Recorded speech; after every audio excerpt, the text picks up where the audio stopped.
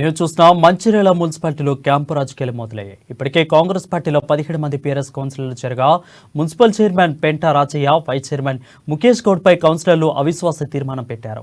అయితే ఈ మేరకు వినతి పత్రాన్ని కలెక్టర్కు అందజేశారు. ఇక నారాయణ గేట్లోని ఓ ఫామ్ హౌస్ కు తరలి వెళ్లారు 27 మంది కౌన్సిలర్లు. Chairman Penta Rajaiah, vice chairman Mukesh గౌడ్లు రాజీనామా చేసే వరకు క్యాంప్ ఆఫీసులోనే ఉంటారని తెలుస్తోంది.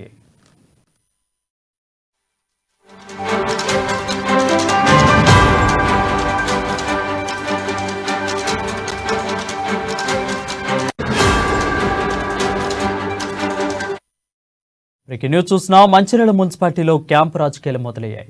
ఇప్పటికే కాంగ్రెస్ పార్టీలో 17 మంది పీఆర్ఎస్ కౌన్సిలర్లు చేరగా మున్సిపల్ చైర్పర్సన్ అదే పెంటా రాజయ్య, వైస్ చైర్మన్ ముఖేష్ గౌడ్ పై కౌన్సిలర్లు అవిశ్వాస తీర్మానం ప్రవేశపెట్టారు. ఈ మేరకు వినతి పత్రాన్ని కలెక్టర్కు అందజేశారు. ఇక నారాయణ కేట్లోని ఫామ్ హౌస్ కు తరలి వెళ్లారు 27 మంది కౌన్సిలర్లు. Chairman Penta Rajaiah, vice chairman Mukesh గౌడ్లు రాజీనామా చేసే వరకు క్యాంప్ ఆఫీసులోనే ఉంటారని తెలుస్తోంది.